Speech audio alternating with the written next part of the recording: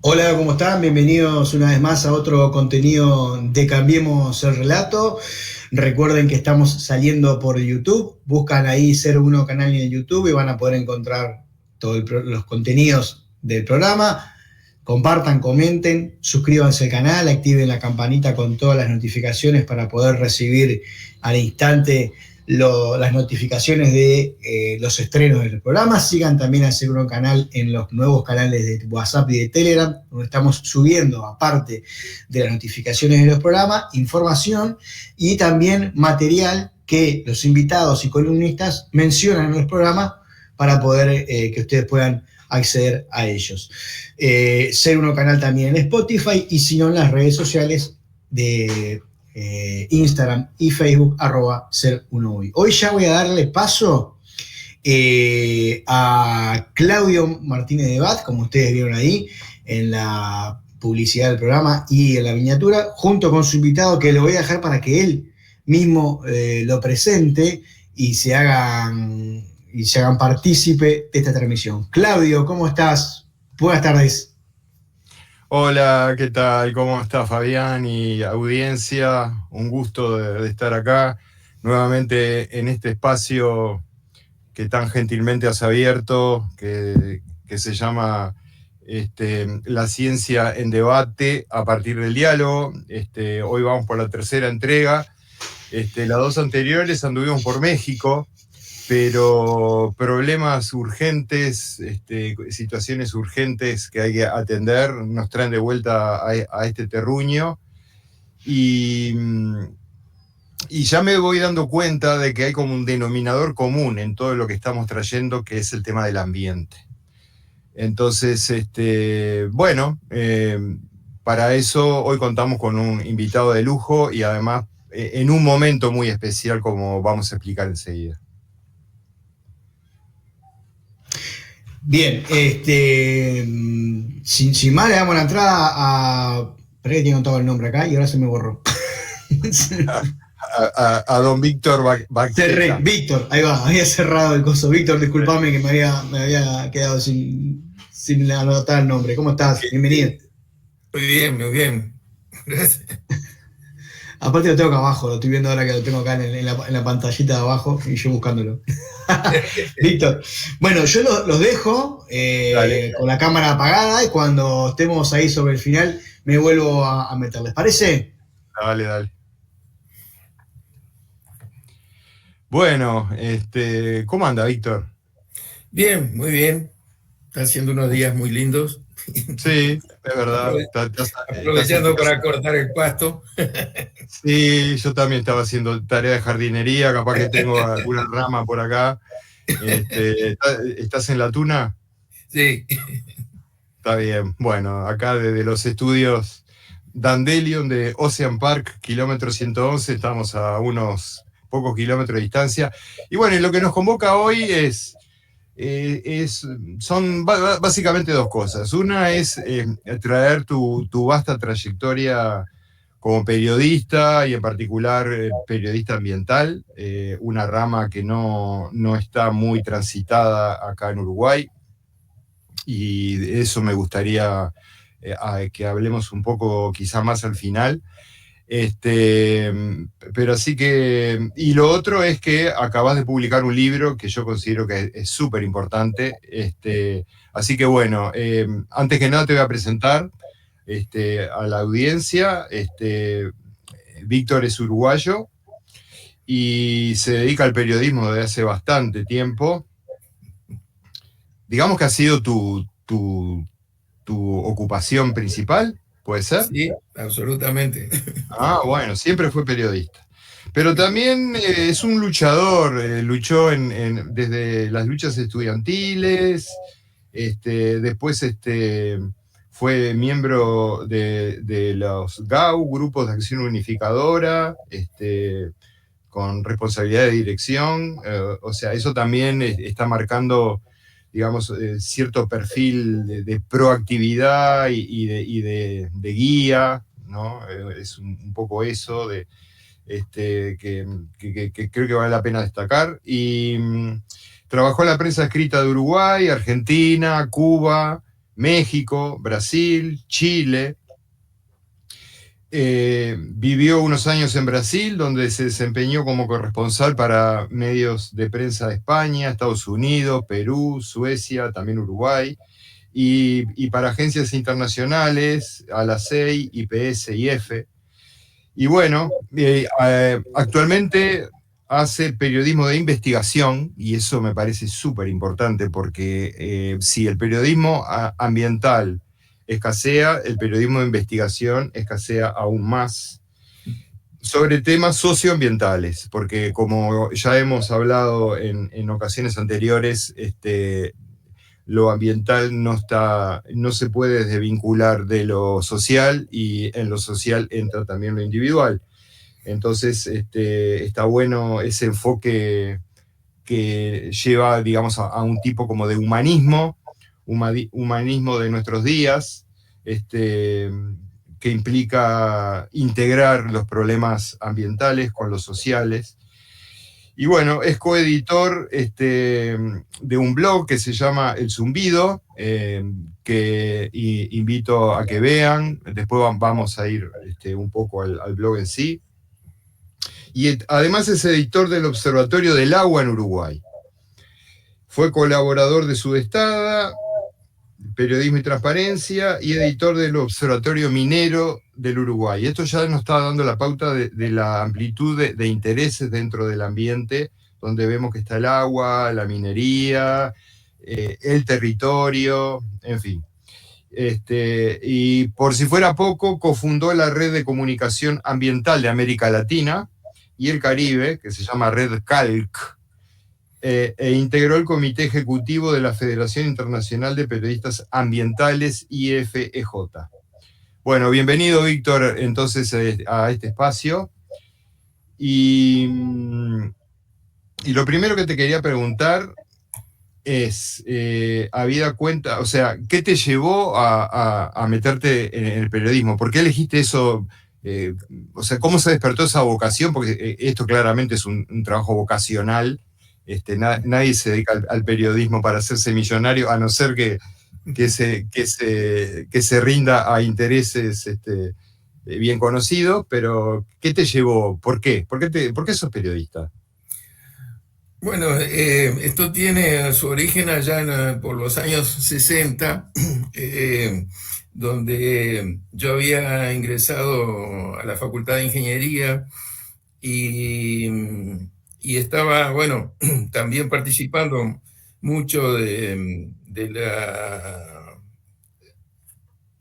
Federación de Estudiantes, la FEU de aquellos años, que era, ustedes deben saber que esos fueron años muy, muy conflictivos, muy, muy activos para todo el movimiento social. La Federación de Estudiantes tuvo una participación especial también, es decir, en aquel momento fue el primero gran mojón, la lucha por la ley orgánica que le dio la autonomía a la Universidad de la República y el gobierno de los tres órdenes. Yo también fui representante estudiantil en el Consejo de la Facultad de Ingeniería. Y bueno, y por cierto, estudiaba, militaba gremialmente, y necesitaba también trabajar, sustentarme económicamente. Entonces llegó un punto en que las tres cosas eran muy difíciles de sostener al mismo tiempo. Entonces ahí decidí dejar los estudios, lo dejé en tercer año de facultad, y de ahí empecé a trabajar en periodismo, como se empezaba en aquella época. En aquella época no había escuelas de periodismo. Las escuelas surgieron muchos años después. El periodismo era una disciplina autodidacta, digamos. Es decir, sí, periodistas muy conocidos como Carlos María Gutiérrez, Eduardo Galeano, todos fueron autodidactas, digamos. Claro. Fuimos autodidactas y empezamos escribiendo pequeñas cosas hasta que íbamos adquiriendo la práctica, ¿no? Y ahí yo empecé, en aquellos años fueron en los primeros diarios que tuvo un personaje bastante conocido, que es Federico Fasano, y es la época en el gobierno de Pacheco Areco, o sea, cuando se inician las medidas de seguridad. Esos primeros diarios fueron casi sistemáticamente clausurados en aquella época. Sí, yo me acuerdo que yo era un niño, pero me acuerdo que duraban, no sé, salían, no sé, 2 semanas y los clausuraban. Algo así, ¿no? Sí, sí, algunos no duraron ni más de un día. Me acuerdo porque en casa se compraba ese tipo de prensa y nada, y bueno, salió un diario nuevo, bueno, está, pero a los 2 días no estaba. Y bueno, pero yo creo que como tú decís, el periodismo es una vocación, o sea, Claro. es una pasión por hacer algo que no la podemos dejar, ¿no? Ahí va.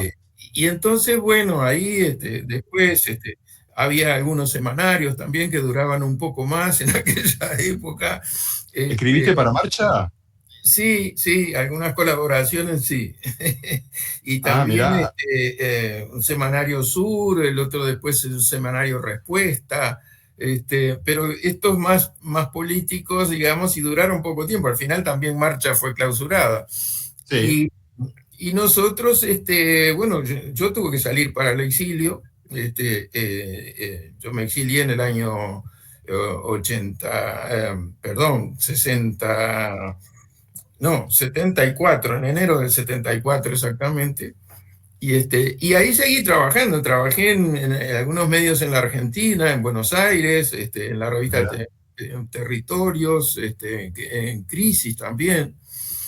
Y bueno, de ahí, teniendo la suerte de no haber sido secuestrado en Buenos Aires, salí para Cuba, después de Cuba a México, y siempre estuve trabajando en la prensa, siempre en la prensa. Incluso en Cuba trabajaba en un boletín que se confeccionaba en Cuba, pero que era para los comités chilenos de solidaridad, que estaban en todo el mundo, pero la redacción de ese boletín estaba allí en La Habana. Eran todos chilenos, menos yo, que era el uruguayo que estaba ahí. Sí, conocí grupos así cuando estuve estudiando en París. Bueno, y un recorrido siempre comprometido. ¿Y qué te lleva particularmente entonces a encarar el tema del ambiente, así en general? Bueno, siempre, digamos, en mi periodismo yo me dediqué en las primeras etapas a los movimientos sociales, o sea, siempre tuve una vinculación por los movimientos sociales, los sindicatos, los movimientos estudiantiles, y después, bueno, los temas políticos del momento que estaban asociados a las movilizaciones, ¿no? Entonces, fundamentalmente esa siempre fue mi temática central, hasta, yo diría, ya la época en que yo de México vine hacia Brasil, y allí fue en Brasil donde en ese momento, en los años 80, eso ya fue entre los años 83 que yo llegué a Brasil, ya se estaba hablando mucho a nivel internacional de los temas ambientales, ¿no? Eso sí, había estado la cumbre de Río, ¿no? Justamente. Justamente la cumbre de Río es en el año 92. Un poco después. Ya estaba el informe Brundtland. En Brasil había un caso emblemático de contaminación, el lugar más contaminado del mundo, que era Cubatão, el polo industrial allí en la costa del estado de San Pablo. Sí, entre San Pablo y la costa. Era el lugar más contaminado del mundo. Salían las noticias hasta en los periódicos franceses, me acuerdo. Impresionante. La gente vivía en unas condiciones absolutamente inhumanas. Sí, incluso allí había habido muertes por accidentes, por explosiones, o sea, era una cosa terrible. Pero entonces ahí ya estaba la problemática ambiental planteaban toda su magnitud, ¿no? E inclusive, por ejemplo, otro caso así emblemático, es cuando se derrumba la Unión Soviética. Ahí se conoció, porque antes no se tenía información, que en el campo socialista, vamos a decir, de aquel momento, había ocurrido accidentes o errores de, digamos, carácter ambiental iguales o mayores de lo que estaban ocurriendo en Occidente. O sea, Sí, inclusive eso a mí me hizo ver muy claro, digamos, que había el concepto de relación con la naturaleza. Ahí se mostraba que no había dependido de las ideologías, o sea, había tal algo cual. anterior, había un concepto de la relación del ser humano con la naturaleza que venía del cientificismo, o sea, el concepto de que la naturaleza estaba al servicio del ser humano. Bueno, Este, yo te diría que, perdóname que te corte, esto ya está escrito en el Génesis de la Biblia. ¿Está? Sí, en el Génesis. Sí, bueno, sí. entonces, Usarás sí, seguí, seguí. no, y entonces eso me llevó a repensar no solo los aspectos ideológicos, también del propio pensamiento, las bases del Claro, pensamiento occidental, que eran en el que yo me había educado, digamos, ¿no? Y cómo eso estaba determinando la forma que concebíamos y nos relacionábamos con la naturaleza. tal Esa, cual. toda esa etapa a mí me sirvió mucho para repensar todo eso. Yo volví al Uruguay en el año 91 y ahí empecé a trabajar en el Instituto del Tercer Mundo en las publicaciones del instituto. Y justamente Ahí ahí va. estuve a cargo un tiempo de la revista del Sur, que era una revista de temas ambientales y económicos, y nosotros hicimos una cobertura muy importante justamente de la Cumbre de Río en el año 92. Ahí va.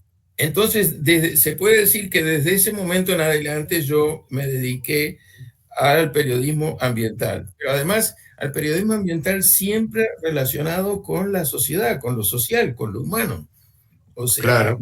no, es decir, no lo que fue en las décadas anteriores era un ambientalismo medio romántico, que parecía que los ambientalistas eran los amantes de las flores, de las mariposas, pero que eso era algo, digamos, muy romántico, es decir, ajeno a la vida común y corriente, ¿no? Sin embargo, Sí. Después esto, fue el periodismo ambiental fue el periodismo de la catástrofe, ¿no? O sea, claro. cuando ya hay una catástrofe, bueno, ahí aprovechan Bueno, sensacionalismo y pero todo eso. eso se usa hasta hoy, lamentablemente, ¿no, Sí, Claudio? Parece que los periodistas ambientales solo estamos para advertir una catástrofe o describirla, ¿no? Y sí. todo el tiempo que trabajamos para que se entienda antes de que pasen las cosas lo que está sucediendo, en ese tiempo previo no nos dan atención ninguna.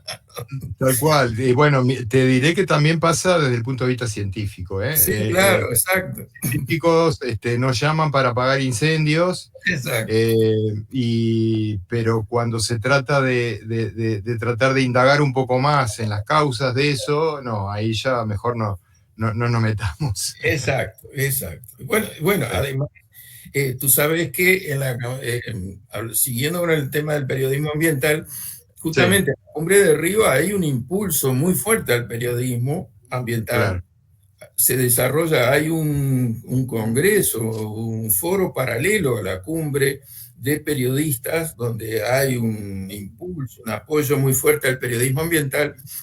Y eso significó un desarrollo que en la región, en América del Sur, en América Latina, que se tradujo en lo que tú mencionaste, que fue en el año 2000, en Porto Alegre, fundamos un grupo de periodistas, la Red de Comunicación Ambiental de América Latina y el Caribe.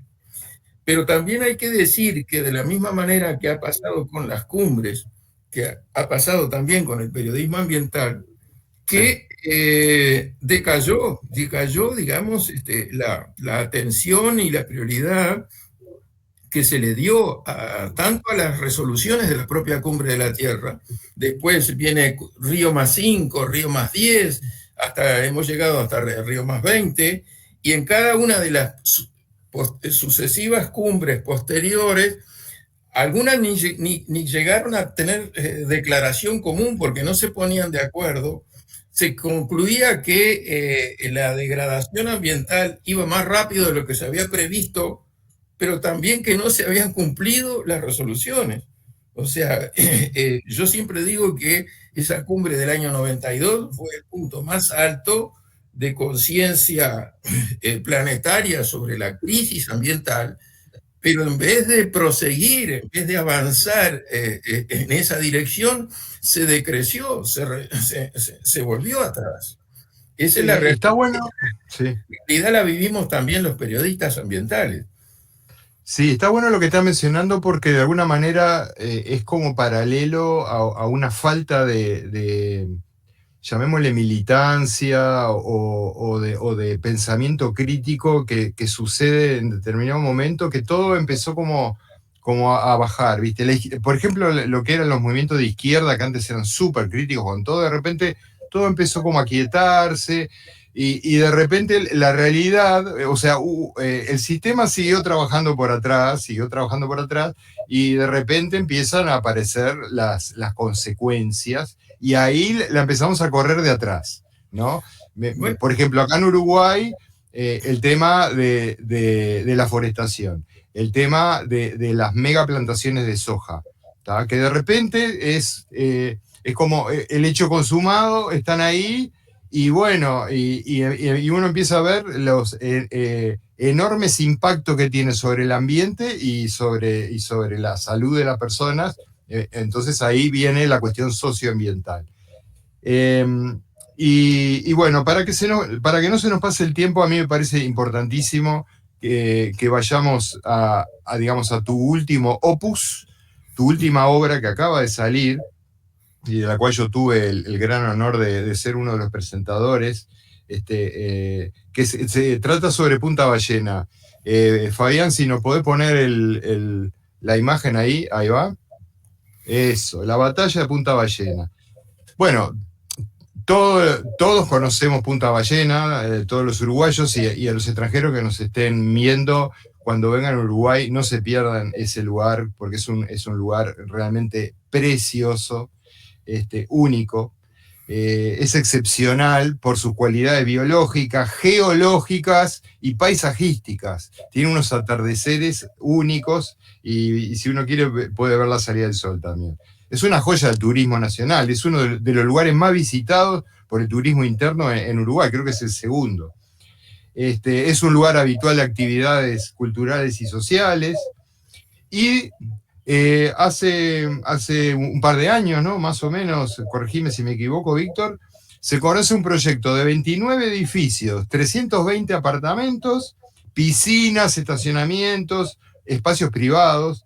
O sea, ya en este modelo que se viene implementando en base a excepciones normalizadas, que son esos barrios privados, ¿tá? Que vienen como invadiendo nuestro territorio. Están presentes básicamente en el sur y en el este del Uruguay. Pero este proyecto generó un rechazo inmediato entre la población, entre la academia universitaria, estudiantes, profesionales, científicos, pero sobre todo en la población. Se empezó a dar una movida tremenda. Y este proyecto, que violaba leyes de ordenamiento territorial y de defensa costera, ¿no? Que también es una tónica bastante común en estos megaproyectos, avanzaba sin obstáculos. A pesar de que Uruguay posee en su constitución, y hay leyes apropiadas para ese ordenamiento. O sea, Uruguay está protegido en ese sentido, pero se violan y después vemos a ver qué pasa, ¿no? Y gracias a que existió un movimiento social organizado que cuestionó y promovió la participación en todas las instancias que había que llevar legales. Se logró detener desatino, como bien lo llama la contraportada del libro. En resumidas cuentas, el Ministerio de Ambiente rechazó el proyecto por razones ambientales y legales, y la Junta Departamental de Maldonado aprobó la iniciativa para declarar Punta Ballena como área natural protegida, lo cual es un gran logro y que puede servir como ejemplo e inspiración para una cantidad de conflictos territoriales que están sucediendo en este momento en Uruguay. Recordemos el tema del avance de las iniciativas de hidrógeno llamado Verde en Paysandú, en Tacuarembó, en la región de Tambores, todo el tema de UPM, bueno, ni que hablar del agronegocio y la forestación, que ya lo mencionamos, pero también, y ahora se le suma la prospección petrolera y un espacio puerto. Entonces digo, es una tras otra,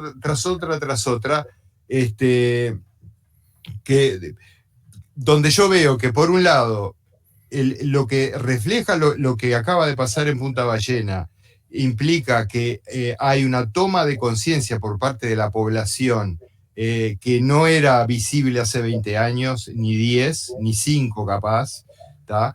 Que además fue capaz de organizarse y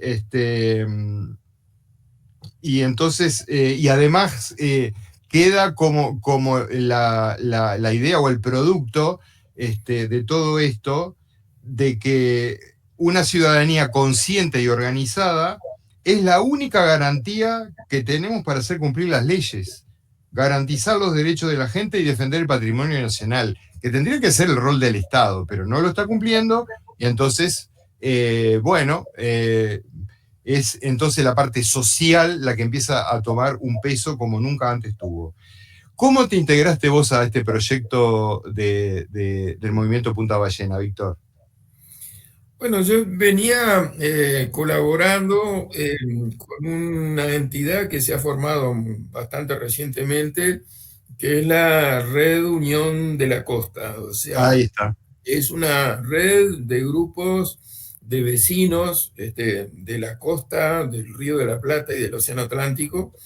En este momento son más de 80 grupos que van desde Colonia hasta Rocha, porque a lo largo de toda la costa hay problemas. Tenemos problemas en la costa uruguaya, no solo de la erosión natural, de los problemas que genera la naturaleza, sino que la actividad humana los agrava, que eso es el problema, que está en nuestras manos, además, administrarlo, ¿no?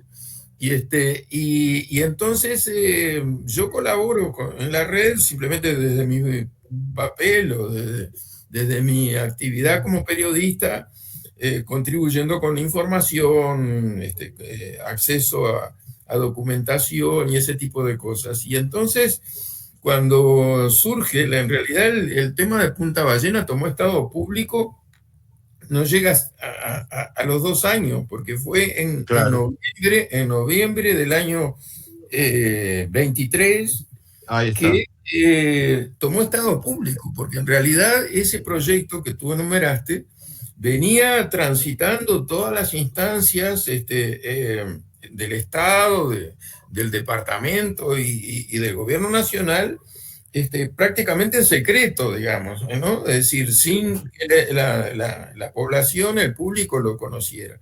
Fue ya al entrar en la etapa de evaluación de impacto ambiental que al calificarse como categoría C, que es la categoría de aquellos proyectos que tienen mayor impacto sobre el ambiente, se deben cumplir ciertas instancias de participación pública. Entonces, sí, te corto un segundito. Este estudio lo hace el Ministerio de Ambiente. Exacto. Y es un paso obligatorio, un requisito que tienen estos proyectos para poder ser aprobados, para tener la aprobación final para que puedan ejecutarse. ¿Es así? El Ministerio de Ambiente debe proporcionar lo que se llama la autorización ambiental previa. Ahí va. Sin esa autorización ambiental, ningún proyecto que esté comprendido dentro de aquellos que necesitan, que requieren la autorización ambiental, puede Claro. iniciar cualquier actividad, mientras no tenga esa autorización ambiental. Y justamente un poco ampliando el espectro, es decir, yo me he dedicado mucho al tema de la evaluación de impacto ambiental, porque además no es habitualmente un ámbito muy accesible a la ciudadanía, al público. No, De alguna para manera nada. requiere cierta constancia, cierta paciencia para acceder, pero es fundamental además hacerlo porque el conocimiento de la información que se proporciona al Estado, que la deben proporcionar todos los proyectos, es lo que después permite a la ciudadanía, a la Sí, población, saber de qué se trata, qué es lo que se sí, está proponiendo antes de sí, que se decida. Porque el problema es claro. que después que se deciden estos proyectos, se firma un contrato y todo está a la vista, las dificultades que empiezan a plantearse después que se tomó la decisión. Entonces, el Claro. problema es cómo la ciudadanía, cómo la población se puede informar antes de que se toman las decisiones, justamente para participar además en esas decisiones, ¿no? Ahí va. Entonces, digo, acá lo que estamos viendo es una falta de transparencia sistémica, porque para acceder a esa información hay que hacer pedido de informes. Eso no está en un portal público en Internet, por ejemplo. Hay un portal que se llama el Observatorio Ambiental Nacional donde hay algunas cosas, pero en la Sí, mayoría de los proyectos no están, entonces sí, hay que no está el pedir. detalle, además. Exacto. No está el detalle. Y bueno, entonces tú colaboraste, como diciendo, haciendo esa parte del trabajo, trabajo duro, porque me consta, porque uno de tantos conflictos que estamos viviendo está sucediendo acá donde vivo, la construcción de un barrio privado que pretende adueñarse de un arroyo.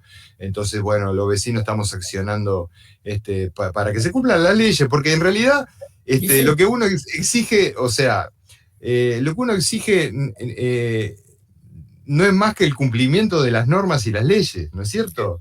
exacto, exacto.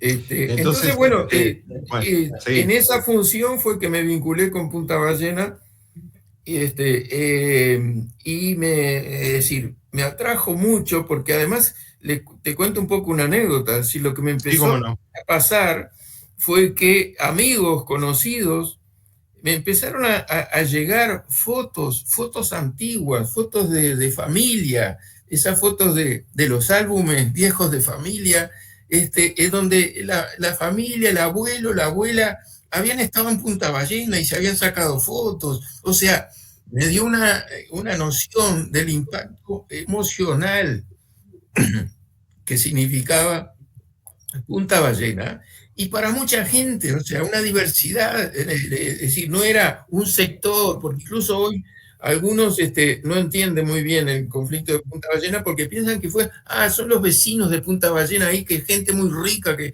entonces tiene influencia y logró esto. Eso es falso, eso no es así. No, claro. Nosotros juntamos firmas en la Feria de Maldonado y ahí cualquier persona común y corriente de la feria venía y firmaba y hablábamos y nos contaba que iban a tomar mate, que iban a pescar. Es decir, tienen una relación, la población común y corriente tiene una relación. Y eso es lo que le dio una fuerza muy importante al movimiento, ¿no? Claro. Sí, tengamos en cuenta además, o sea, ya Punta Ballena había sido intervenida y de manera irregular. Eso nadie lo puede cuestionar. Lo que pasa es que, bueno, eso ya está. Es como otro ejemplo que podemos poner, es por ejemplo en la Costa de Rocha, balizas, aguas dulces, ese tipo de balneario que están construidos en una zona irregular, pero bueno, vienen de décadas, más 100 años atrás. Bueno, hay cosas que ya están, digamos. Nadie está pidiendo acá demoler Casa Pueblo y volver al estado prístino, no. Pero cuidemos lo que va quedando, porque es una zona estratégica. Hay especies vegetales que solo se encuentran ahí. Exacto. Y además es una zona de una vegetación muy particular, porque es una zona muy castigada por los fenómenos naturales, el viento, el salitre, todo eso. Entonces digo, está muy adaptada y tiene también una riqueza hasta arqueológica sin igual. Entonces, y vos trabajaste personalmente con el movimiento, o sea, ibas, te reunías. Sí, porque bueno, ahí incide lo que decía antes, ¿no? Mi vocación es desde el origen también por los movimientos sociales. Entonces Claro. digamos, y lo ambiental está asociado con es la sociedad, digamos, es decir, es el territorio. Entonces, lo ambiental se asienta en territorio. En el territorio están las personas. Y depende de cómo actuemos, cómo actúan las personas, lo que se puede y se habilita para hacer allí. Es interesante contar un poco que, por ejemplo, Punta Ballenas era propiedad originalmente de una persona, Lucich, que compró eso en épocas muy anteriores, esa zona, que el organizador del parque hoy que se conoce como el Parque Lucich, que es un arboreto, digamos, con muchas especies, es un lugar muy atractivo y importante para visitar y conocer. Pero resulta que la punta había quedado allí en manos de los sucesores de Lucich, con litigios con la intendencia, porque en el periodo incluso de la dictadura, prácticamente el gobierno militar se apropió de la punta y ahí fue cuando se hizo la ruta y los miradores que hoy existen allí, digamos que de alguna manera son una intervención, digamos, ajena a las características del lugar. Y entonces recorrió litigios de expropiación, se quiso expropiar, la intendencia lo quiso expropiar, pero después no pagó las compensaciones, entonces hubo un juicio larguísimo que culminó en la Suprema Corte de Justicia dándole la razón a los propietarios, digamos, a los herederos de Lucich. Pero en ese interín, los herederos de Lucich van vendiendo su parte y cuando a la altura que ya, digamos, se devuelve la propiedad a sus titulares privados, el 80% de la propiedad de ese padrón, de esa zona, pasa a estar en manos de un inversionista argentino, que es un gran banquero, director de uno de los principales bancos privados argentinos, se llama Delfín Carballo, y entonces, ¿qué pasa? A actuar, digamos, como inversionista, como los inversionistas inmobiliarios que están de alguna manera invadiendo o avanzando en toda la costa uruguaya. Entonces, ahí había que llegar a un acuerdo con la intendencia porque también había derechos públicos en ese lugar.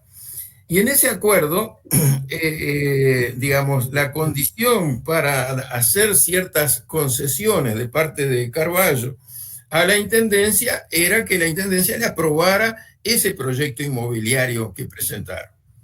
Entonces, resulta que ese proyecto tuvo el acuerdo de dos intendentes, inicialmente el intendente Óscar de los Santos, que era el intendente del Frente Amplio, pero después también un proyecto en el proceso fue aprobado por Enrique Antía, que fue el posterior intendente del Partido Nacional, y llegó a ser en el año 2017 aprobado por la unanimidad de la Junta Departamental. Sí, eso suele pasar. Eso suele pasar también de que se aprueban iniciativas a tapa cerrada, por unanimidad y la vía de las excepciones. Claro. Al final tenemos legislaciones adecuadas, tenemos normas adecuadas, pero por la vía de las excepciones se viola todo. Entonces, exactamente.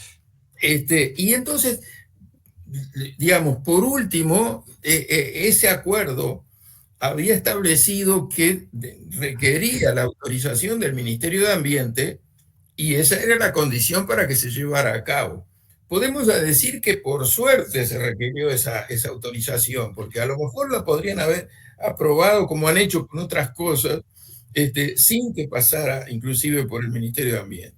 El hecho es que en el Ministerio de Ambiente ahí hay una intervención importante que hay que señalarla también, que es de la Dirección de Ordenamiento Territorial. O sea, cuando se inicia la evaluación de impacto ambiental de un proyecto, siempre hay un informe inicial que debe hacerlo ordenamiento territorial Tal para cual. determinar si ese proyecto está adecuado con las normas de ordenamiento territorial. Bueno, resulta que los informes de ordenamiento territorial, para decirlo pronto y mal, eran cantinflescos, o sea, decían una cosa pero decían la contraria. Entonces, no terminaban de decir lo que debieron decir desde el principio, de que este proyecto no cumplía con las leyes de ordenamiento territorial y de defensa del Claro. costo. Como Simplemente. tantos otros proyectos que están en marcha al día de hoy. Exacto. Decenas de proyectos están. Por eso yo recalco la importancia de lo que pasó en Punta Ballena, que no está terminado, por otra parte, porque está, digo, ahora es un área natural protegida, pero la manera de salvaguardar el lugar sería que fuera un sistema nacional, que entrara en el Sistema Nacional de Áreas Protegidas, ¿no? Está. Bueno, en eso se están y ojalá que esto salga y vaya que el lugar lo merece. Pero también como ese lugar lo merecen tantos otros lugares donde están ocurriendo, en este momento se están implementando megaproyectos. Algo similar está pasando en la costa de Paysandú, con un proyecto de hidrógeno verde, que entonces la manera que ven los vecinos es, bueno, que esto sea un área protegida. Y de hecho el Uruguay es uno de los países que tiene menor cantidad de superficie en áreas protegidas comparado con otros lugares. Entonces cuando me hablan de Uruguay natural, yo digo, ¿de qué me estás hablando? ¿No? porque Quiero mencionar dos cosas que fueron particularidades de este movimiento, pero que no tienen por qué ser exclusivas. Pero, digamos, un aspecto muy importante fue la postura de la academia universitaria y de los investigadores. Sí. Y eso tiene que ver con un hecho, es decir, yo creo que en eso contribuyó la descentralización de la Universidad de la República. Es verdad, sí. Que los investigadores están situados en el territorio, fuera de la capital. Yo me acuerdo cuando estábamos con el problema minero, digamos, de Aratirí, era un problema en el interior, era un problema muy sentido también en la costa, porque había un proyecto de puerto de aguas profundas.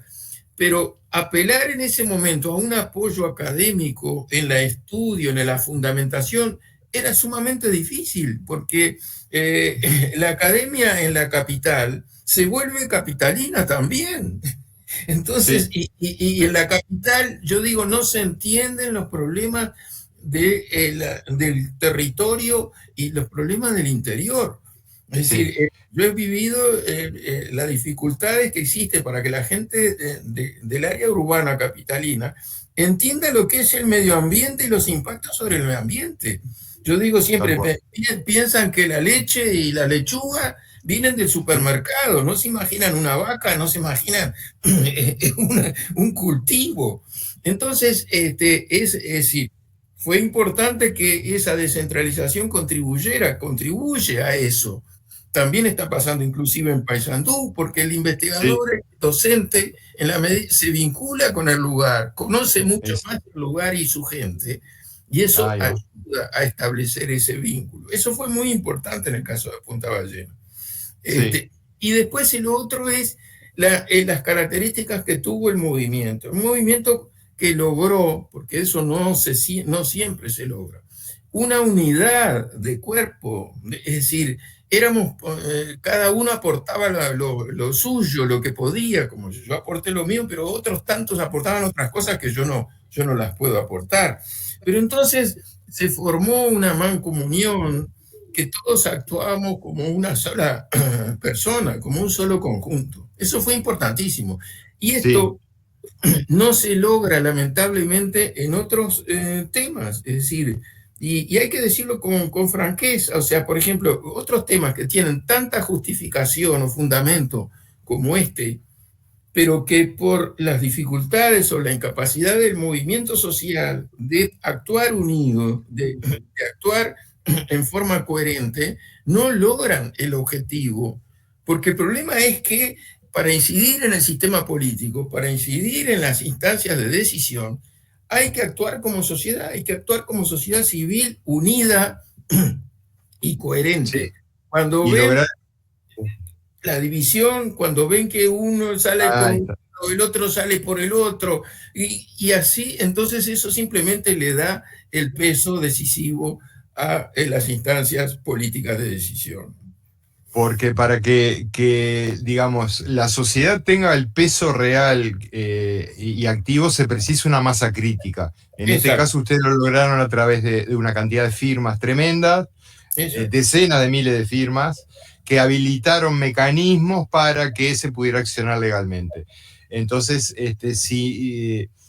Fíjate, a mí me llama mucho la atención eso, y por eso vuelvo a insistir de que ya, como para ir redondeando esta parte, digamos, consigan este libro, porque sirve como ejemplo para un montón de otros conflictos y temas ambientales que hacen a nuestra vida diaria, que tienen que ver desde la alimentación, la salud, pero también en el habitar el territorio.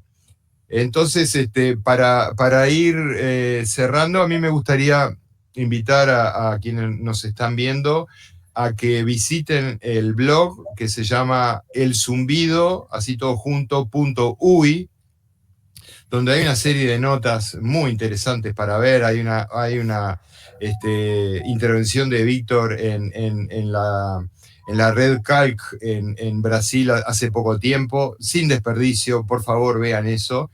Y me gustaría leer lo que está al final de la página del Zumbido. O sea, si hacen el scroll hacia abajo van a ver que dice: la ética no es una condición ocasional, sino que debe acompañar siempre al periodismo como el zumbido al moscardón. Es una frase de Gabriel García Márquez que me parece sumamente apropiada. No sé si querés, para despedirte, Víctor, y agradeciéndote muchísimo tu intervención en este espacio, La Ciencia en Debate a partir del diálogo, donde la idea es justamente problematizar temas que pueden tener un abordaje científico, pero que tienen varias miradas, pero siempre dialogando. Esa es la estrategia. Como para despedirte, ¿qué te gustaría decir, Víctor? Contar un poquito nada más eso que tú mencionaste. O sea, yo creo que un valor general que tiene el desenlace de este conflicto en esta etapa, que todavía Sí. no es la definitiva, no es la final, es el uso de las iniciativas populares. O sea, tenemos que ser conscientes como uruguayos, nuestra institucionalidad tiene todavía recursos de democracia directa que son muy Ah, importantes saber ahí, aprovecharlos.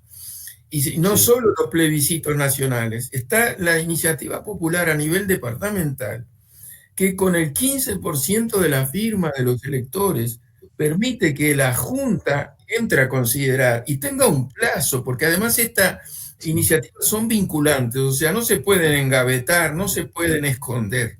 La Junta Claro. Departamental tiene un plazo de 60 días para decidir. Puede decidir a favor o en contra, no lo puede modificar, pero si decide en contra, el intendente está obligado a convocar un plebiscito. O sea que Ahí está.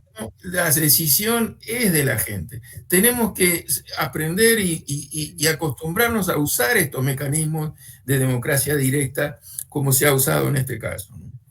Sí, perfecto. A mí me parece que es tal cual. Es algo que tenemos que ir logrando esa cultura como sociedad. Ya te digo, venimos de un espacio, de un tiempo muy quieto, donde han habido varios quiebres que nos han afectado en los últimos años. Y que de a poco yo veo que, bueno, la gente empieza, o sea, la gente, nosotros, yo también, empiezo a decir, bueno, ¿cuáles son las herramientas que tengo para defender mi soberanía personal, mi soberanía territorial? cuidar el ambiente, cuidar nuestra salud y apelar a todas esas herramientas legales que existen, que por suerte las tenemos, ¿tá?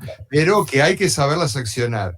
Y ahí es imprescindible el trabajo interdisciplinario de varias disciplinas, ya sea académicas, pero ya yendo a lo más allá de lo interdisciplinario, cuando es dar voz y voto y abrir, digamos, el diálogo a la sociedad, porque es ahí donde está el real poder. Exacto. No es publicando papers científicos que vamos a cambiar la realidad, sino es la sociedad actuando realmente. Entonces, antes se pensaba, bueno, hay que salir a la calle. Sí, está bien, bueno, puede ser una herramienta, pero no es suficiente. Acá hay que lograr la acción a fondo a nivel legal para poder frenar ciertas cuestiones que si no nos pasan por arriba, y en algunos casos, ya te digo, la estamos corriendo muy de atrás. Y además, aprender de todo esto que ha estado pasando para estar mirando al futuro. Porque el futuro que nos plantean, de lo poquito que podemos ir sabiendo, hay cosas que son muy preocupantes. Estos megaproyectos que pretenden alterar fuertemente nuestro territorio, que ya, te digo, mucho ya ha sido alterado, pero todavía más con la instalación de parques eólicos, generadores, la prospección petrolera, que va a afectar muchísimo a la fauna.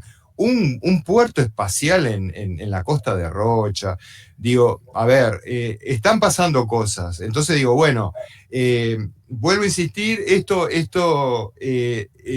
como, digamos, tómelo como un manual, como un manual de estudio, es un estudio de caso, pero puede ser como un manual para que aquellas personas preocupadas por lo que está sucediendo en su territorio, bueno, sepan más o menos cómo actuar. Se unan, empiecen a dialogar, empiecen a buscar a aquellos actores que pueden tener el diálogo con las instancias más de poder, con los concejales, con los ediles, con los diputados, con los abogados que permiten hacer las acciones legales, en fin, generar una especie como de mapa de actores, como está muy bien mostrado en este libro, y esto también está bueno como una lección que uno aprende, cómo ir generando actores que van generando un mapa, que en este caso particular tuvo esa cuestión virtuosa de funcionar de manera horizontal, sin ningún liderazgo así explícito, que sea, bueno, este es el movimiento fulano de tal, sino que lo importante fue el movimiento, y eso está muy bien explicado en este libro, que salió en un tiempo récord. Yo no sé cómo hiciste supongo que ya lo tenías bastante, irías tomando notas a medida que iba pasando, porque sale la resolución y a menos de un mes después está el libro saliendo. Felicitaciones, Víctor, gran trabajo, y sobre todo mucho agradecimiento por tu tarea, y bueno, y la seguiremos en otra instancia. Muchas gracias a ti, muchas gracias a ustedes por este espacio. Yo te despedirnos y despedir a Víctor. Me parece muy importante e interesante esto de las herramientas de democracia directa que existen, que poca gente hoy en día, la masa, está como muy nubilada, en donde lo que importa es votar cada 5 años y yo creo que eso se ha convertido más en una gran encuesta de ver cuál es la conciencia colectiva de la gente en ese momento, que de una herramienta de cambio y de transformación, ¿no? Entonces, para que cualquier herramienta democrática, sea directa o indirecta, tenga un funcionamiento, hay que hacer este tipo de instancias, ¿no? De llenar de contenido a la gente para que pueda decidir en base a realmente información complementaria y no a colores y discursos, ¿no? En las campañas electorales no se toca ninguno de estos temas. Nada. Tal cual. Nada. Y se basan en esa estrategia que tú decías de dividir, ¿no? Uno está de un lado, otro está del otro, y en el medio quedó la grieta, y en la grieta vamos cayendo todos, ¿no? Y los temas importantes van cayendo ahí. Claro, exacto. Entonces, bueno, estos son ejemplos de cómo, más allá del partidismo, los colores, como vos bien decías, cuando hay un objetivo claro, Bueno, es posible esa unión y bueno, esto es un claro ejemplo y me parecía re importante sacarlo a la luz a través de este medio, así que te agradezco, Fabián, de nuevo y bueno, será hasta la próxima. Hasta la Cuídense. próxima. Víctor, muchas gracias por estar también. Claudio, gracias por estar. Feliz descanso también y feliz jornada. Nos vemos dentro de un mes en la pantalla. Sí, ahí está. Bueno, gracias a ustedes. Chao. Cuídense. Bien, y déjenme así, acá. Y yo me voy retirando, agradecerles por haber estado una vez más en nuestro contenido de Cambiemos el Relato. Recuerden, síguenos en las redes, @ser1uy en Facebook y en Instagram, Ser1 Canal en YouTube. Compartan, comenten, suscríbanse al canal, activen la campanita con todas las notificaciones. En los canales de Telegram y de WhatsApp buscan Ser1 Canal y Ser1 Canal en Spotify. De mi parte, muchísimas gracias por haber estado del otro lado de la pantalla. Nos vemos en un próximo contenido de Cambiemos el Relato. Un abrazo grande. Chao.